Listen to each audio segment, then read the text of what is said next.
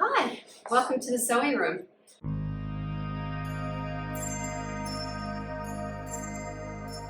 This is the studio, and I'm getting ready to put together some bog pants.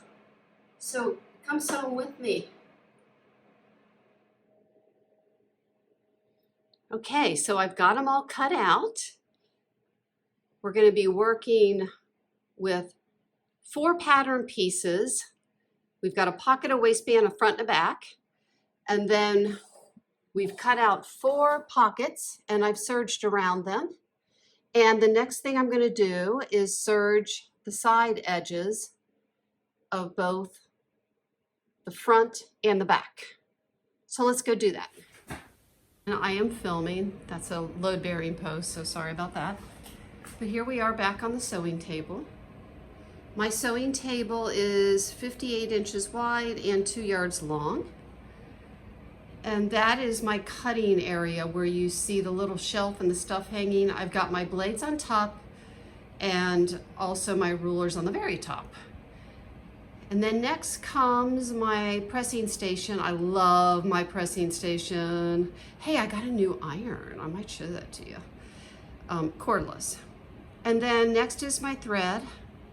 Now I know some people are not advocates of hanging their thread out, but let's remember that I'm in a lower level, so it never, ever, ever gets direct sunlight, and usually the lights are out. Okay, so this is where we're gonna be working. I have got my Alex unit that everyone seems to have, and then next I have my Bernina.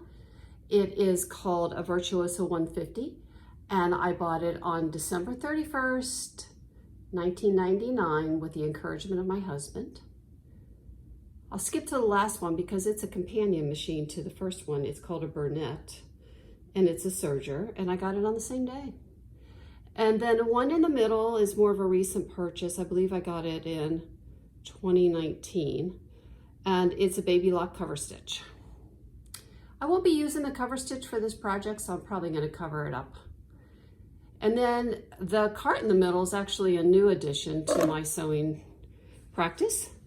And I have my pins and needles and clips and scissors and markers and all that on the top. Hanging from it, I have lint rollers. And then in the middle, I have scraps, and on the bottom, I have my pattern weights. And I love that. I just scoot it back and forth. I have somewhat of a U-shaped sewing space because I can go from the machine. Let me circle you back around slowly without making you ill, to my threads, but that's not what I'm considering. And then the ironing space, and then as you can see in the lower left-hand corner, there's a corner of my cutting table. So between those 3 safe surfaces, I make a U, and I'm really an active sewer. I'm rarely sitting more than 30 seconds at a time, so I like that about the garment sewing. All right, well, let's get on with it. Okay, I'm gonna hunch over a little because my head's out of the frame. Now I'm gonna sew the pockets on the side seam. There'll be 4 times I do this.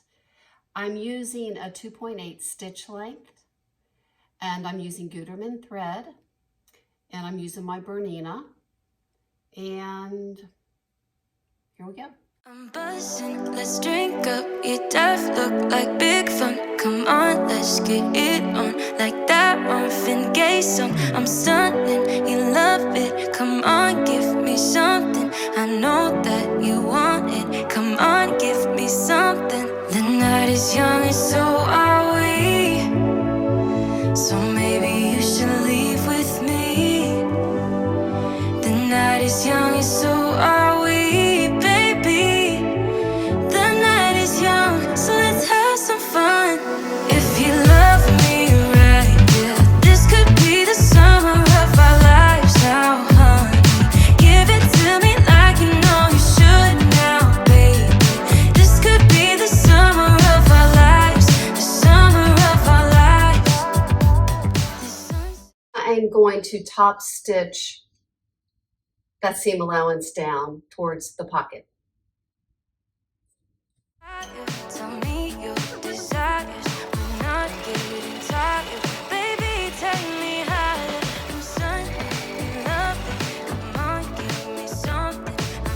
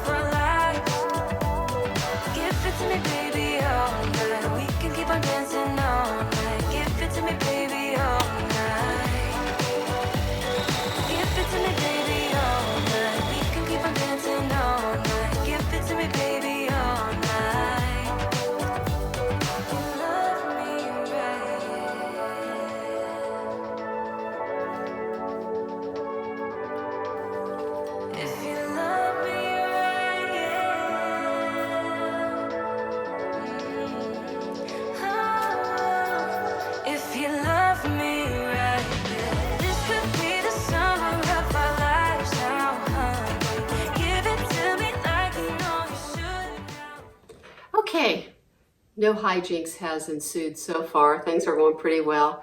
I am going to take a little break and get a snack, and I will be back. This could be the summer of our lives, the summer of our lives. Hi, I'm back. So, I haven't told you exactly the following information yet, but I'm making 3 adjustments to this pattern, okay? So the first one is I am extending the pocket bag up to the waistband. And what I'm gonna do now is I'm gonna sew all the way around here, then I'm gonna go into this corner, and then I'm gonna sew down the leg. Now that is why I have serged everything, because if I was to wait till afterwards to serge and finish the edge, I wouldn't be able to get up into that angle, okay? So that's the first modification. The second modification is I'm going to put the waistband on before I put elastic in it. And the third modification, I'm going to adjust the iconic leg shape. Crazy, I know, but we'll just see how it works. It's just fabric. Give it to me, baby, all night. Give it to me, baby, all night. We can keep on dancing all night. Give it to me, baby, all night.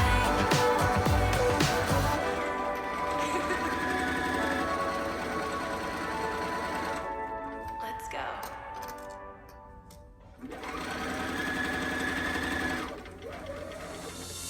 Like 2 minutes we're drawn to each other.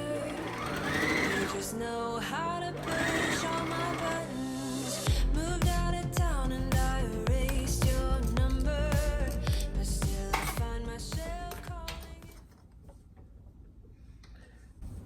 I'm turning that at a right angle and I'm going to reinforce here.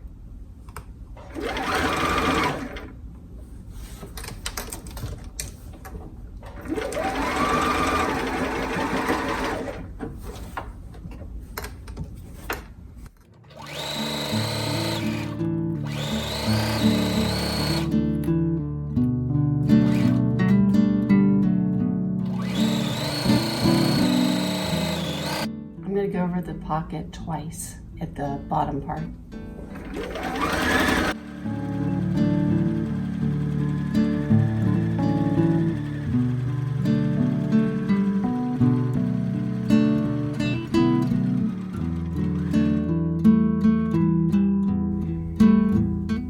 Okay, again, I'm just going to line up these edges without using pins. I have my right thumb and forefinger on the first dot.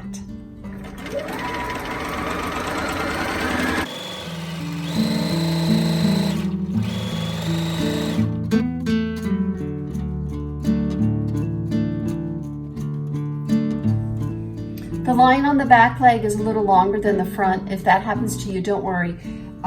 Just put the back leg on the bottom and slightly pull the top piece, and the bottom piece will get fed in a little bit faster and it will even out.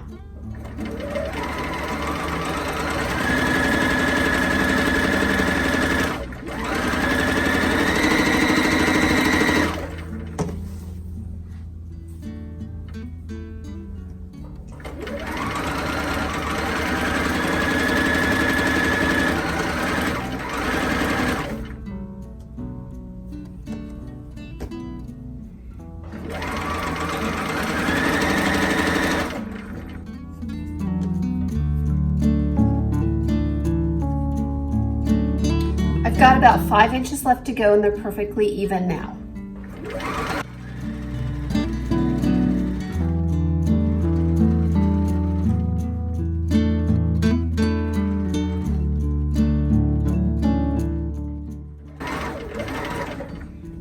I'm going over to the pressing.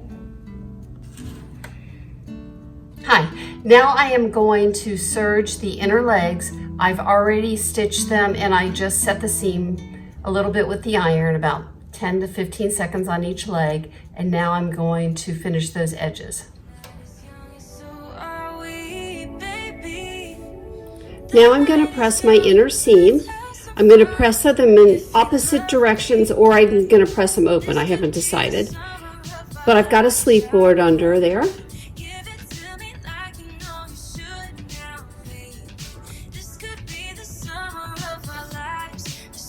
I am now going to reinforce the upper thigh seams about 10 inches. If my thighs rub together from my hips being set close together at the upper thighs, then it will protect the fabric. Okay, I've put my pants on my arms to show you how you put them inside each other to sew the crotch seam. In my left hand, I have got my pants leg turned public side out.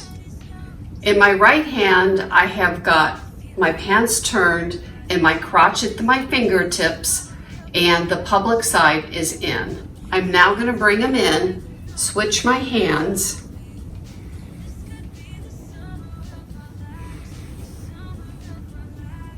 while trying to keep the inner seams somewhat lined up.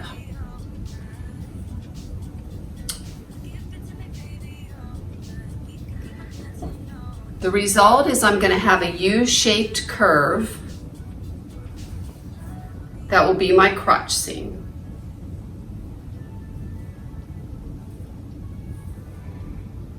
I am now going to sew that, and my seams are indeed right sides together.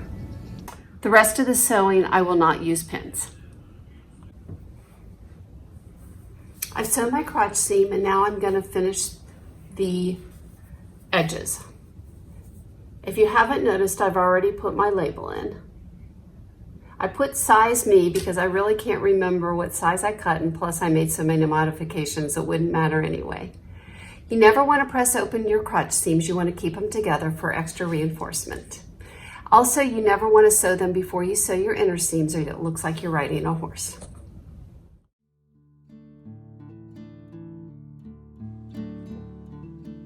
Good morning, I'm back. So what we're going to do next is put on the waistband. So let me show you my pieces.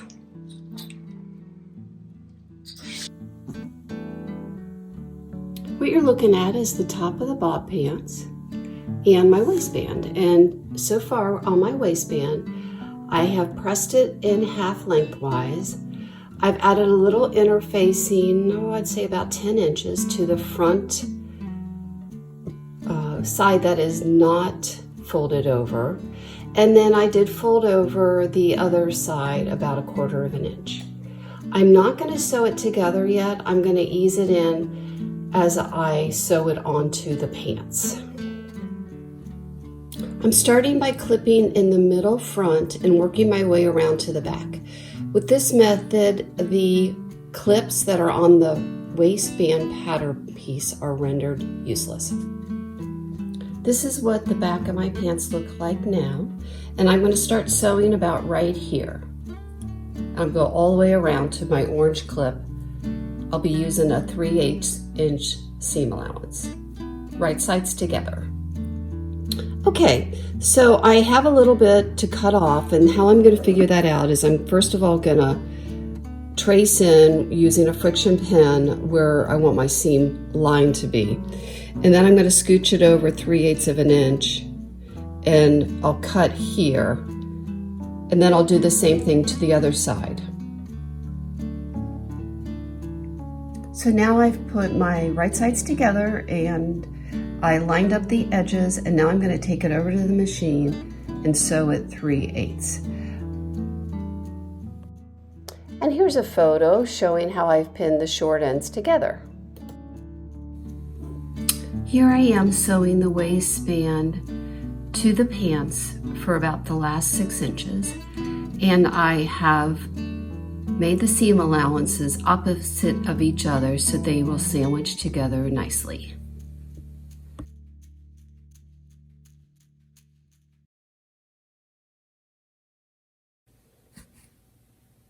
Okay, so I have stitched in the ditch from here to here.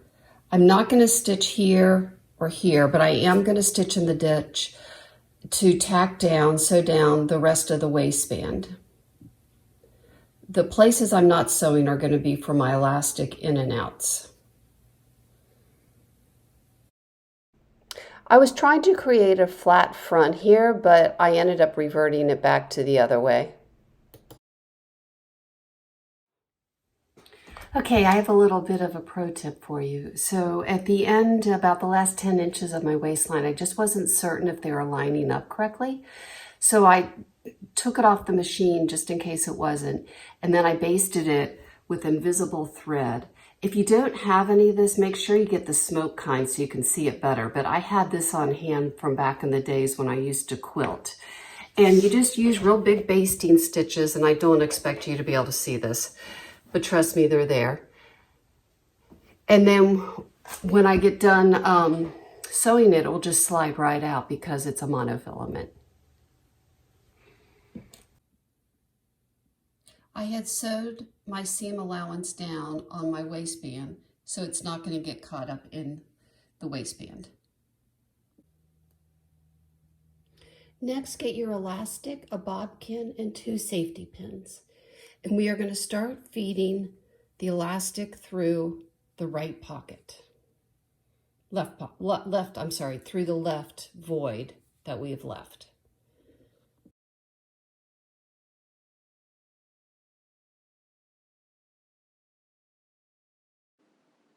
Okay, so remember how I made 3 modifications?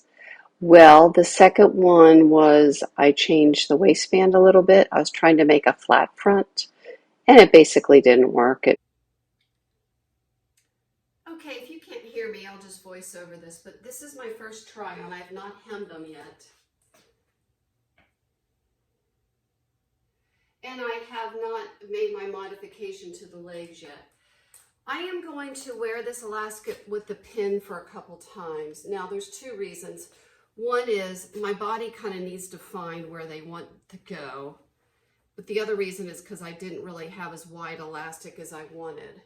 But as you can see, the way I've done it is created a little bit of a flat front. And that might be desirable for you. So the next thing is we'll address the bottom of the pants, both the shaping and the hem. Okay, so remember how I made 3 modifications? Well, the second one was I changed the waistband a little bit. I was trying to make a flat front, and it basically didn't work. It didn't make it look any better. And then the iconic leg situation, well, what I was going to try to do is put some tucks in the front, and I kept the volume in the side leg, and then I put tucks in the front, and I thought that might look nice, but I didn't like it.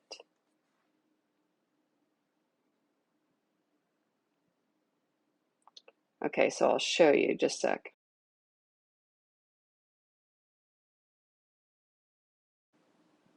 So see, I had the pleats go towards the medial aspect of the leg. I don't know if it would have looked better if the pleats weren't so big. I had them 3/4 each, but basically it was unattractive.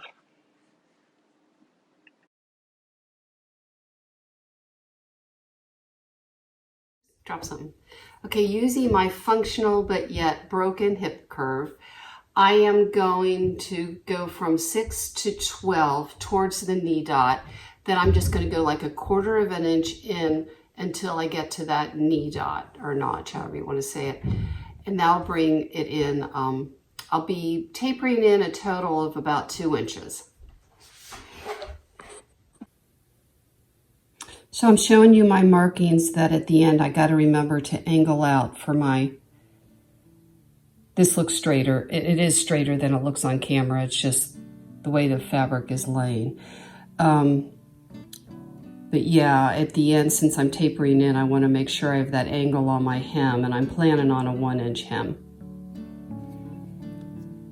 Well, it'll be 3/4. I'll probably fold it under, and then it will be, but I'm going to use 1 inch of fabric for the hem. Well, there you have it. I hemmed them, and I love them. Yeah, I'm not really even disappointed the alterations didn't work, but you know, sometimes I just like to try things. As far as the waistband, they just weren't designed for that flat front, and that's why that didn't work. It's designed with too much volume in front. I should have changed it to pleats before I did a flat front. And I'll know that going forward. And as far as the silhouette, I just need to leave that to the experts. they obviously knew what they were doing because it looked a lot better their way. All right, let's go on to the styling. And here they are, finished and crumpled, because I've been wearing them. Okay, so my first look is a gingham blouse with the bob pants and the linen that I just made. And the reason I believe it works is not only does it just work, but I also have these sandals that bring the colors together. Okay, I can't do fancy shoes, but I like these playful high tops. They're platform, and yeah, I just kind of like it. Obviously the white goes with the top, and it's a little less colorful, more monochromatic.